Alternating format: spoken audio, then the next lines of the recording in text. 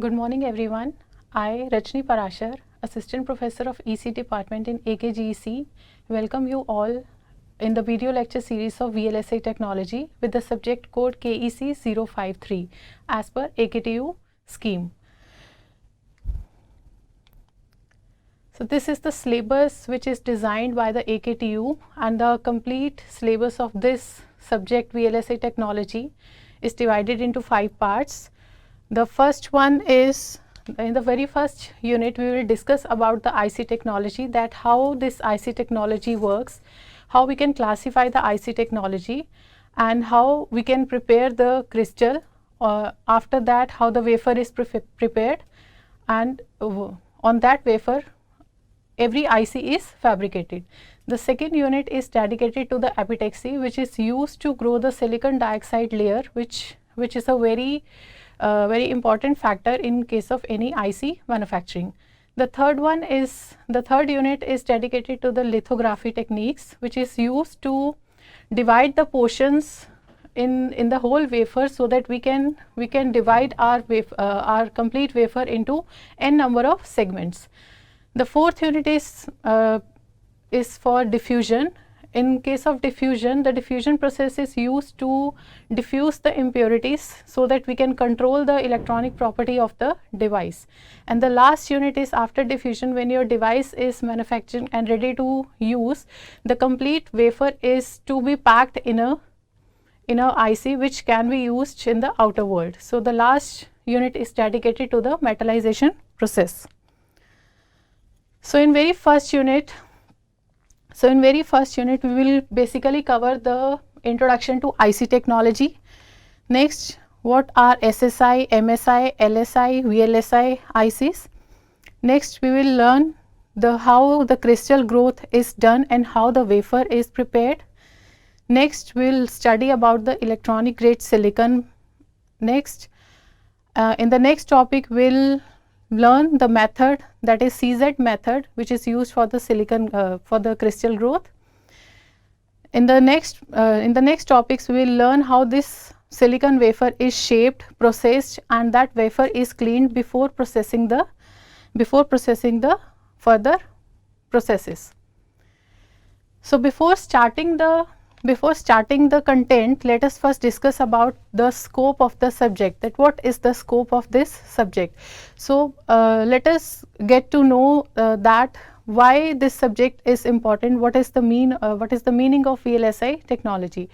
So when we expand this VLSI technology, it stands for very large scale integration or very large scale integrated circuits.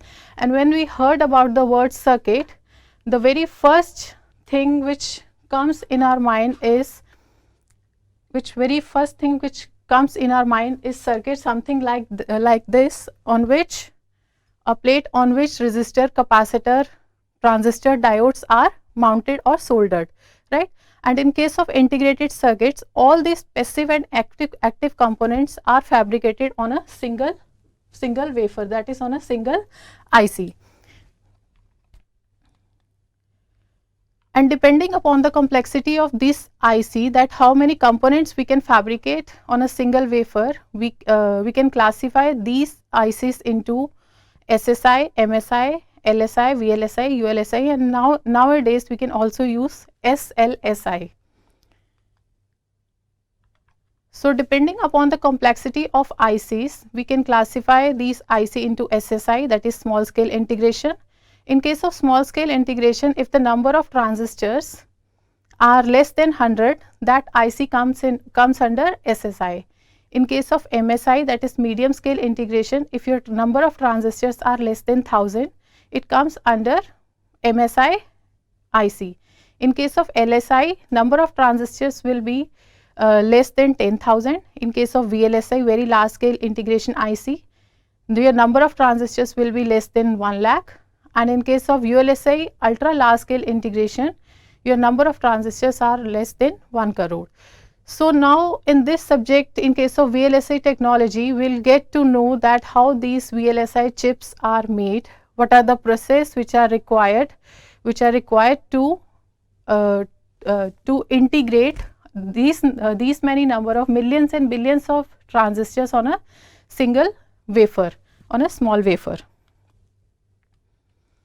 So when we talk about any IC, the major element in any integrated circuit is our active element. It could be either BJT or MOSFET. And when we talk about where the applications where we need high speed circuits, we generally use BJT. So that technology is known as BJT technology.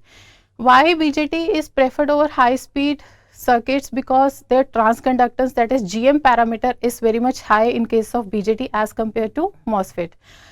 And where we need high package density means where we have to pack many components on a small wafer, we prefer to use MOSFET because of the W/L parameter in MOSFET. And these days designers are merging the applications where we need high speed as well as high package density. So for that we use BiCMOS technology, which has both the advantages of BJT and MOSFET technology.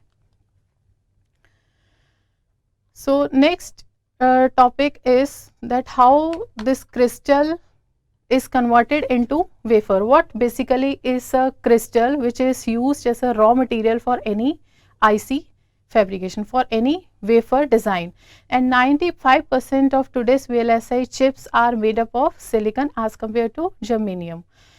So a single crystal is a solid material which consists of atoms, molecules, ions, which are arranged in a repeating pattern which can extend in all three spatial dimensions, that is x, y and z dimension, right. A single crystal the growth of a single crystal is the major process of crystallization process, in which we add a new atom or ion which change the properties of the existing structure. And these crystals can be classified into three parts. One is polycrystalline, single crystalline and amorphous crystalline structure. In case of polycrystalline semiconductor, it consists of many crystalline grains with different orientation. And in case of amorphous semiconductor, the atoms are more or less randomly distributed throughout the solid. So this is the structure of a 2D crystal in which all the atoms are neatly arranged with the distance among them is uniform. If we check the 3D structure, we have 14 different ways to arrange the lattice point such that at any point the view is same as when we see from the another point. This is a structure of simple cube, and this is the structure of face centered cube, where we have in case of simple cube we have 8 atoms at the 8 corners. In case of face centered cube we have 8 atoms at the 8 corners, and on the 6 faces we have 6 atoms more. And in case of body centered cube we have 8 atoms at the each corner and 1 atom placed at the center of the body. So this is the structure of the diamond silicon crystal structure with the atomic number 14. It has FCC diamond lattice and also known as zinc blende structure. In case of diamond lattice, it has 8 atoms per unit. How this 8 atoms per unit comes? It comes from, it has 8 number of atoms at the corners, 6 number of atoms which are present on the face, and the 4 is because of the tetrahedral voids present in this structure. So total 8, when we calculate this, total 8 atoms will be will have 8 atoms per unit cell. This is the structure of polycrystalline material, in which we have each grain is crystalline. Each grain is crystalline, and but these grains are oriented differently. And when we check the crystalline and the amorphous, arrangement of atoms in case of crystalline is very much arranged, and in case of amorphous structure no longer regular arrangement is there, but it can offer you a short range of order. So the properties of these three structures are, in case of crystalline semiconductor, These are the most expensive because they have the highest quality and the very few defects. In case of polycrystalline semiconductors, they have less expensive, but the grain boundaries can impede current flow. They are used when the highest quality is not needed, but the cost is important. For example, in case of solar cells, we prefer to use polycrystalline semiconductor material as compared to crystalline semiconductor. In case of amorphous semiconductor, they have random arrangement of atoms and are least expensive, but because of their electrical properties, they have a very poor electrical properties. They can be used in flat panel displays where the cost is the critical consideration. Now, nowadays VLSI chips, 95% of VLSI chips are made up of silicon. Now, the very first question comes in our mind is why only silicon, and that too of single crystalline silicon, not polycrystalline material, not amorphous material. We only use single crystalline silicon, means all the atoms in the silicon should be arranged properly. And what are the properties because of which silicon is preferred over any other germanium or gallium arsenide material? That is, silicon has a very large band gap, that is 1.1 electron volt as compared to germanium, which has 0.666 electron volt. Silicon devices can operate at a higher temperature, that is 150 degrees C, as compared to the germanium, which operates generally up to 100 degrees C. Intrinsic resistivity is higher in case of silicon, that is 2.3 into 10 raised to the power 5 ohm per centimeter. Silicon dioxide is more stable as compared to germanium, which is also soluble in water. Silicon is less costly, and the processing characteristics of silicon and with some another material is possible. The orientation 111 plane have the highest density of atom on the surface. So these crystals can be used easily, so that the growth of silicon dioxide layer can be easily done. And in case of, if we classify the VLSI technology into two parts, we can have BJT technology and MOSFET technology. In case of BJT technology, if we want to fabricate any IC using BJT technology using bipolar junction transistors, we prefer to have 100 orientation. And in case of MOSFET, if we are using MOSFET technology or we are fabricating the ICs using MOSFET, we prefer to use 111 orientation. If we talk about any crystal, nothing is perfect, right? In actual life, there will be some defects in anything. So in case of crystal also, there are some defects, and these defects can be classified into these further slides. The first one is the point defect. As the name itself suggests, the point defects are isolated defects which are scattered inside the crystal, and when any non-silicon atom added into the lattice at either a substitutional or interstitial site, that are considered as a point defect, and the energy required to generate these point defect is very less, that is 1 electron volt to 2 electron volt. So in this diagram we can see that we have these silicon atoms, right? Here we have the impurity on substitutional site, means one atom is missing from here. Here we have the impurity on the interstitial site, that is the space between, when we have some atom in the space between atoms. Frankel defect, where atom from its place is moved to another space, that is known as Frankel defect. So the same diagram is divided into these 4 parts. In the first diagram we can see that is the ideal structure where all the atoms are neatly and orderly placed. In this, the first defect under this point defect is Schottky defect, where one atom is missed from the regular structure and it creates a vacancy, right? So from the regular lattice, when one atom is missing and it creates a vacancy, it is known as Schottky defect. The third one is interstitial atom point defect. In case of interstitial atom point defect, when we talk about diamond lattice, that diamond lattice is very much loosely packed. Very much loosely packed means it has only 30% of the package density, means all these atoms which are placed has sufficient place between them, so between them, and when any atom from outside it comes and fit itself at the empty spaces between them, it creates a interstitial defect, and this atom is known as interstitial atom. And the last one is Frankel defect. In case of Frankel defect, when the atom moves from its place and places in the interstitial space. So in case of Frankel defect, we have two types of defect. One is Schottky defect, it creates a vacancy, and another one is interstitial defect, that is it creates a interstitial atom. So this type of defect has two defect combined, and it is also known as vacancy interstitial pair, and the another name is Frankel defect. In case of point defect, these point defects are zero dimensional defects. Next is one dimensional defects. In case of one dimensional defect, we have dislocations.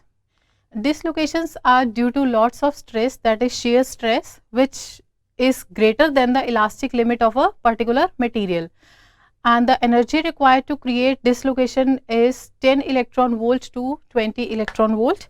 I forgot to mention here in point defect that sometimes intentional impurities are added to the material. Intentionally defects are created to the material so that we can change the electronic property of the material, right? So during the fabrication, so that also comes in point defect. So in case of dislocation, energy required to create the dislocation is 10 electron volt to 20 electron volt. Another reason for this dislocation is thermal stress, because of the temperature variation during the process, because when we prepare a wafer, it has to go undergo lots of process at high temperature. So because of that high temperature variation and thermal stress, some dislocation may occur. So we can see here dislocation. This can be of two types. One is screw dislocation and the another one is edge dislocation. These types of dislocations should be avoided because these dislocations act as a sink to the metallic impurities. It collects all the metallic impurities which may break down the device, and further it may lead to device failure. Next defect is area defect, that is 2D defect. In case of two-dimensional defect, the very simple reason to avoid this type of defect is we can easily replace the crystal, because that crystal is not at all preferred to for the IC fabrication.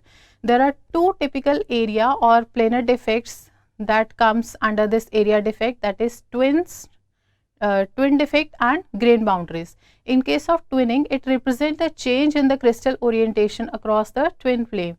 Means one we have the complete structure, and under this complete crystalline material we have two types of orientation, such as mirror image may exist across the plane, and we have orientation at one side which is different from the orientation from the another side. So that comes under twinning. Another one is grain boundaries that are more disordered than the twin and separate grains of a single crystal in polysilicon. Planar defects appear during this crystal growth, and crystals have such defects and are not considered usable for IC manufactured. So we can easily discard the crystals if some area defects are present in this. After this we have 3D defect, which is also known as volume defect. If we have area defect in the crystal and we have volume defect in the crystal, we prefer to discard that crystal. So this is the diagram for the simple crystal. This is the diagram for the simple crystal which is used as a raw material to make this wafer. On this simple wafer, this small square is used to fabricate one IC. On this small square, we can fabricate millions and billions of transistors by reducing the size of the MOSFET by using W/L parameter. So you can imagine that on this small wafer, on this small IC, how these VLSI ICs are manufactured. So in today's lecture we have covered the IC technology, that how those ICs are classified into small scale integration to up to ultra large scale integration, that how the number of transistors varies from small scale integration IC to ultra large scale integration IC, that what is the basic material which is used to fabricate, which is the base material which is used to fabricate the ICs, that is this crystal, and how this crystal is converted into these wafers, that we will cover into our next lecture. Thank you so much.